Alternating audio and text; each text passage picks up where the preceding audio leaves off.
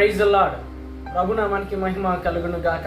ప్రభునందు మాకు అత్యంత ప్రియమైనటువంటి దేవుని సంగమా, దేవుని బిడలరా, మన ప్రభు అయిన యేసుక్రీస్తు నామంలో మీ అందరికీ శుభాలు ప్రకటిస్తూ హృదయపూర్వకంగా వందనములు తెలియజేస్తున్నాం.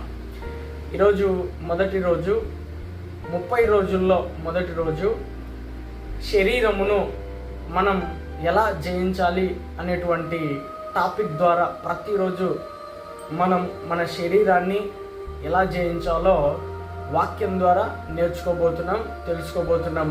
కనుక మొదటి రోజు మనం మన శరీరాన్ని ఎలా జయించాలి అన్నప్పుడు పరిశుద్ధ గ్రంథంలో యేసుక్రీస్తు చాలా స్పష్టంగా చెప్పినాడు.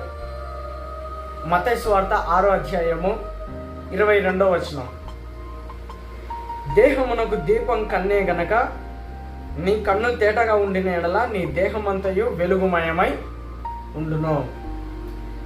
నీ దేహమునకు దీపం కన్ను.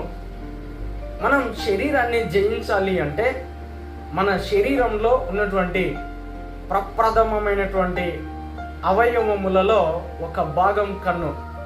ఇది సమస్తాన్ని చూడగలదు, సృష్టిని చూడగలదు, ఆకాశాన్ని చూడగలదు, సముద్రాన్ని చూడగలదు, మనుషులను, జంతువులను, మృగాలను, ఈ సృష్టిలో సకల చరాచర సృష్టిని సృష్టించిన సృష్టికర్త అయిన దేవుడు సృష్టించిన ప్రతి దాన్ని కూడా చూడగలదు.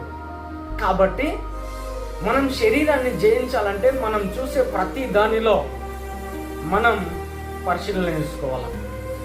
మన చూపు ఏ విధంగా ఉంది? దేవునికి మహిమకరంగా ఉందా? దేవునికి అవమానకరంగా, అపకీర్తిని తెచ్చే విధంగా ఉందా? మనం ఒకసారి పరిశీలన చేసుకోవాలి. పాత నిబంధనలో ఆదాము హవ్వలను దేవుడు సృష్టించినప్పుడు మంచి చెడులకు తెలివినిచ్చు వృక్ష ఫలములు మీరు తినకూడదని చెప్పినప్పటికీ వారి దృష్టికి ఆ ఫలములు రమ్యమైనవిగా కనబడ్డాయి. వారి చూపు దేవుడు ఏదైతే తినొద్దని చెప్పాడో వాటి వైపుకే వారి చూపు వెళ్ళింది. చూశారు, చూసి కన్నులకు రమ్యమైనవిగా కనబడినప్పుడు వాటిని తిని పాపంలో పడిపోయారు. వారు పాపంలో పడిపోవడానికి ప్రధాన కారణం ఏంటంటే వారు చూశారు. ఈరోజు ఈ లోకంలో ఉన్నటువంటి మనుషులందరూ ఎన్నో చూస్తున్నారు. చూడడం ఒక ఎత్తు అయితే చూసి అనుసరించడం ఇంకొక ఎత్తు. అందుకోసం యేసు ప్రభు పరుషులను, శాస్త్రులను ఉద్దేశించి చెప్పినటువంటి మాట ఏమనగా, ఒక స్త్రీని మోహపు చూపుతో చూచిన వాడు అప్పుడే తన హృదయంలో వ్యభిచరించిన వాడు. నీ చూపు విషయంలో నువ్వు సరిగ్గా లేకపోతే నువ్వు నీ శరీరాన్ని జయించలేవు. ఖచ్చితంగా నువ్వు జయించలేవు. దేవుని బిడ్డలారా, దేవుని సంగమా, చూపు విషయంలో మనం పవిత్రంగా ఉండాలి. ఎందుకు అనగా అది ఒక దీపం, ఒక వెలుగు. నీ దేహమునకు ఒక దీపం. దేవుడు సమస్తాన్ని సృష్టించినాడు. అయితే అందులో ఈ లోకంలో జీవిస్తున్నటువంటి మనం ఏం చూస్తున్నాం? చాలా మంది యవనస్తులు, పురుషులు, స్త్రీలు అనేక మంది తప్పిపోవడానికి కారణం ఏంటంటే లోక సంబంధమైనటువంటి అశ్లీలమైనటువంటి చిత్రాలు మరియు అపవిత్రమైనటువంటి చూపు కలిగి వారి జీవితాలను నాశనం చేసుకుంటున్నారు. ఈరోజు నువ్వేం చూస్తున్నావు? మంచిని చూస్తున్నావా, చెడును చూస్తున్నావా?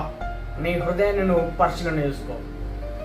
నువ్వు శరీరాన్ని జయించాలంటే ముందుగా నీ చూపును నువ్వు కంట్రోల్లో ఉంచుకోవాలా. ముందుగా నీ చూపును నువ్వు పవిత్రంగా ఉంచుకోవాలా. ముందుగా నీ చూపును నువ్వు సరి చేసుకోవాలా.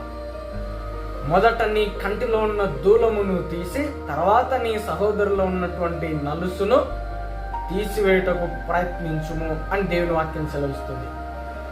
నీలో ఉన్న పాపం తీసేయి, తర్వాత ఇతరులో ఉన్నటువంటి పాపాన్ని నువ్వు తీసివేయగలుగుతావు. ప్రభునందు ప్రియమైన దేవుని బిడ్డలారా, మన శరీరాన్ని మనం జయించాలంటే మన చూపు పవిత్రంగా ఉండాలని ఈ యొక్క వాక్య భాగం ద్వారా జ్ఞాపకం చేస్తున్నా. నీకోసం నా కోసం ఆయన చనిపోయాడు. ఈ లోకాన్ని మనం జయించాలని, పాపం నుండి జయించాలని, పాపం నుండి విడిపించబడాలని. యేసుక్రీస్తుని నిజదేవుడిగా, సొంత రక్షకుడిగా నీవు అంగీకరించగలిగితే ఖచ్చితంగా ఈ లోకాన్ని జయించే శక్తి సామర్థ్యం ప్రభు నీకు ఇస్తాడని, నిజదేవుడు, సత్యదేవుడు, లోకరక్షకుడు యేసుక్రీస్తు ప్రభు అని జ్ఞాపకం చేస్తూ ఇంతటితో ఈ మాటలు ముగిస్తున్నాను. Praise the Lord. హల్లెలూయా.